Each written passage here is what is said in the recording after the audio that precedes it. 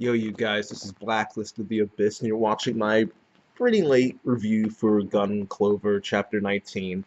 Um, no excuses, really. I was just late, and it's one of my more minor reviews. A lot of stuff happening, obviously. Winter break, Christmas break, holidays, and higher priority reviews come first, so yeah. This came last. But, yeah, I'll just get into the review. Um, this chapter starts off with Colonel Buster showing up.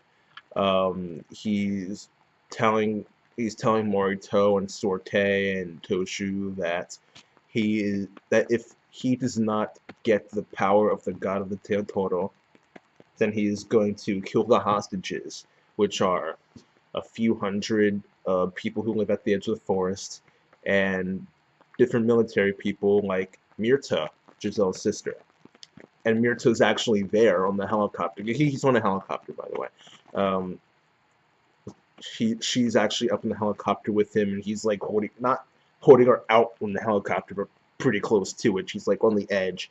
All right, so they see that he does have hostages, and Morito tells Sorte and Toshu that trust me, he will kill them. And Colonel Buster gives I'm sorry, that's just a funny name, Colonel Buster. But he gives them a deadline of 1 day. So they have to make up their mind then. And Morito's trying to give her this advice and stuff, and Sorte just kind of ignores him and leaves with Toshu. And he he tries to get out because he's tied to a tree, and he tries to get out and untie himself, but he can't. So he's just stuck there for the entire chapter because people keep forgetting about him. And after Sorte leaves, she goes to go talk to her grandfather to see if he's going to do what she wants him to do, and he's not. What he wants to do is abandon the land, and the god of the Teotoro lives in that land. So by abandoning the land, they are abandoning the god. And and after he does that, he's going to allow the girls to take him to Japan and protect him because Japan is one of the places he's always wanted to go.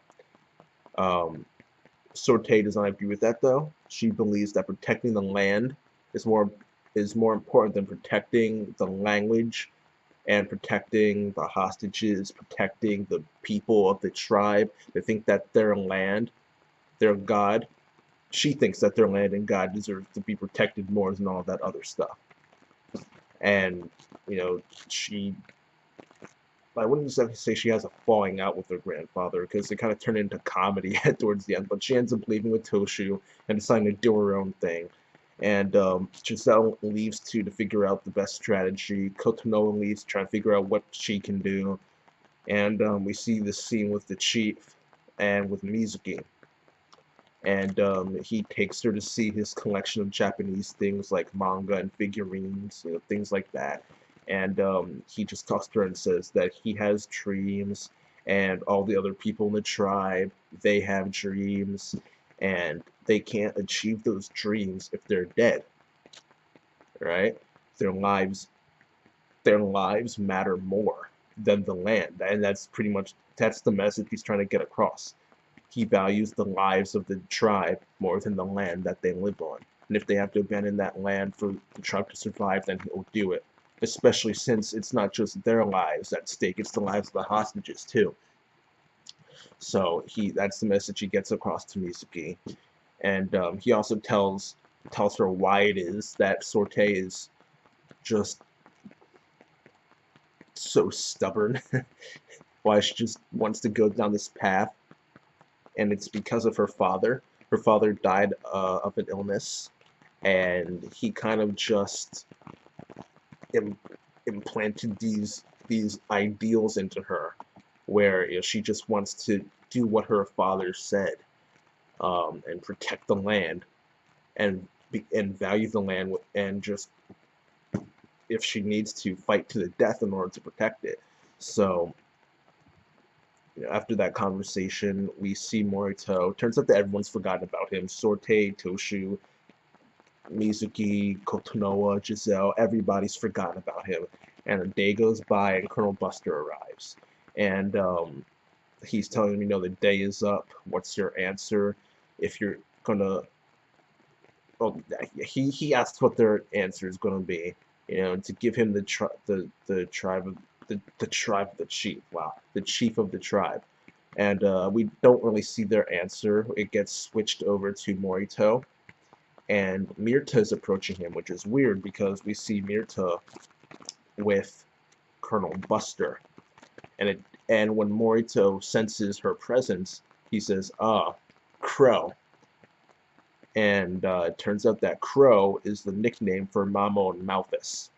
And we learned from the one dude who's not really a dude anymore, that that guy and the Gaston's uh, Gaston Giselle's parents, we learned from them that Mamon, he or she, we don't, it's not really clear. I'm pretty sure they're I think they're going with he, saying that Mamon is a guy, but he changes sides a lot, and the only way he's able to survive after betraying so many people and changing sides all those times is with his perfect copy ability, which lets him copy the appearance of anybody perfectly. And the only person who can actually figure him out is Morito. Therefore, it makes sense that the person he's going to go after first and kill is Morito, because Morito is the only person who can actually figure him out. Morito is the biggest threat to his life and existence because he has a bunch of enemies that are looking for him.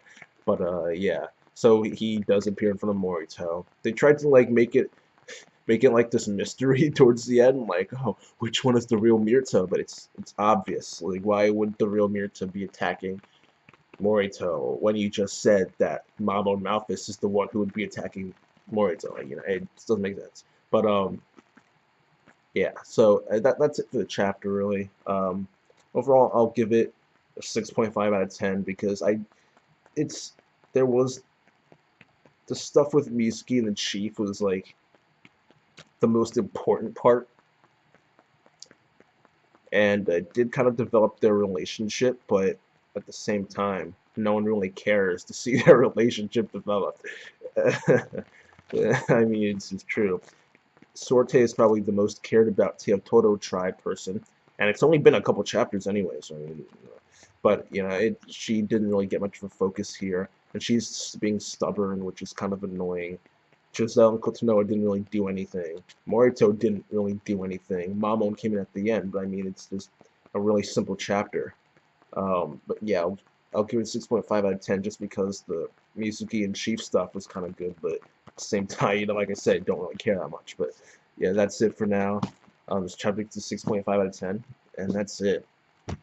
Rate, comment, subscribe, and I'll see you guys next time.